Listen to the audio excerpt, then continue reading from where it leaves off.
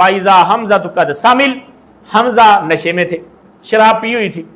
احد کے وقت کی بات ہے، تب شراب حرام نہیں تھی، حمزہ رضی اللہ تعالیٰ چل کر رہے ہیں احد کی رات کو، صبح لڑائی ہے، رات کو شراب پی رہے ہیں، اور جناب نشے کی حالت میں محمرۃ عیناہ، سیدنا حمزہ رضی اللہ تعالیٰ عنہ کی آنکھیں سرخ، اور حمزہ رضی اللہ تعالیٰ نبی علیہ الصلوۃ والسلام کو دیکھ کر شروع ہو گئے، نبی علیہ الصلوۃ والسلام کو بھی نہ بخشا، اور کہنے لگے وَهَلْ أَنْتُمْ إِلَّا عَبِيدٌ لِأَبِي، علی اور آپ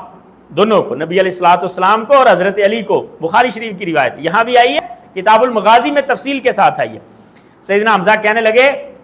تم دونوں میرے باپ کے غلام ہو، مطلب یہ کہ تمہیں میرے باپ نے پالا ہوا ہے، یعنی تمہارے دادے نے، عبد المطلب نے، نبی علیہ الصلوۃ والسلام کو بھی، اور تمہاری کیا میرے سامنے، جیسے جناب وہ شاہ مود قریشی کا نہیں وہ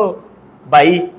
اس نے وہ زین قریشی کو اس نے جناب بڑی ٹیگا کے ساتھ کہا، تو حمزہ رضی اللہ تعالیٰ عنہ نے بھی موڈ میں تھے، سیدنا حمزہ رضی اللہ تعالیٰ نے باتیں سنائی، نبی علیہ الصلوۃ والسلام بڑے فہم و فراست والے، اب نبی کریم صلی اللہ علیہ وسلم نے جب دیکھا کہ حمزہ اس وقت نشے میں ہے تو نبی کریم صلی اللہ علیہ وسلم نے پہچان لیا، فعرف النبی انہ قد سمل، نبی علیہ الصلوۃ والسلام کو پتہ چل گیا کہ حمزہ نشے میں ہے، فخرج، تو آپ اس کے خیمے سے نکل گئے،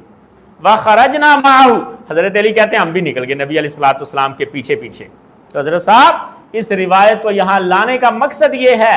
کہ نشے کی حالت میں کی گئی بات کا کوئی گناہ نہیں ہے،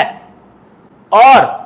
نبی علیہ الصلوۃ والسلام کے صحاب حضرت عبد الرحمن بن عوف کہا کرتے تھے نا کہ کیا دور تھا، کیا لک تھا ان بندوں کا، سیدنا حمزہ کا، کہ رات کے وقت شراب پی رہے ہیں اور صبح کے وقت شہید ہو گئے اور سیدھے جنتوں کے مہمان بن گئے۔ یہ حضرت عبد الرحمن بن عوف کوٹ کیا کرتے تھے بات، تو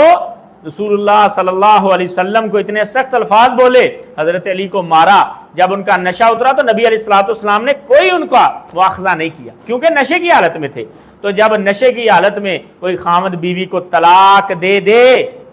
تو وہ طلاق نہیں ہوتی حضرت صاحب۔